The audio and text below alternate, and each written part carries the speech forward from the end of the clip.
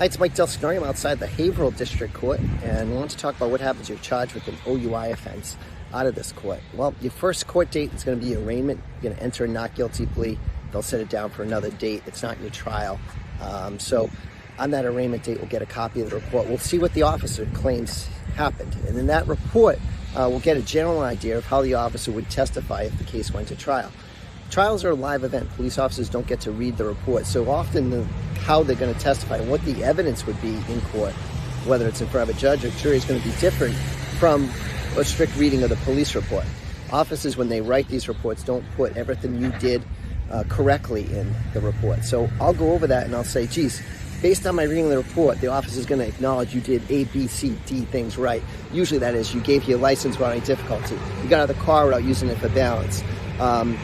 You maintain balance in the instruction stance on the 9-step walk and turn. All little things that I know from doing hundreds of these cases, through knowing their training, having their training manual, that they'll have to acknowledge are signs that you weren't under the influence of alcohol.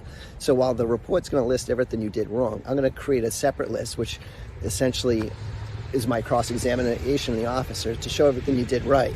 And I'll show basically, based on everything you did right, based on the officer's training, it's inconsistent with the opinion you were impaired.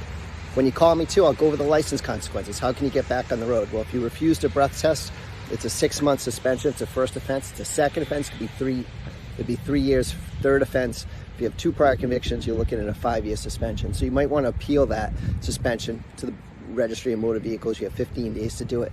If you took a breath test, it was over .08, get your license back in 30 days. We'll go over how I routinely get breathalyzer evidence knocked out of court all the time. So just because you took a breath test doesn't mean it's going to come into evidence. So make sure you're informed. Make sure you speak to a lawyer that this is pretty much all I do is OUI cases. I've written books. I speak on these to other lawyers. This has been my life for the last 15 years. Passionate about it. I love helping people charged with OUI and explaining the science and why it can be inaccurate in terms of breath and blood testing. My number is 781-686-5924. Feel free to call anytime. Call, text, it's never too late. Weekends calls are welcomed as well. I'm here to help you.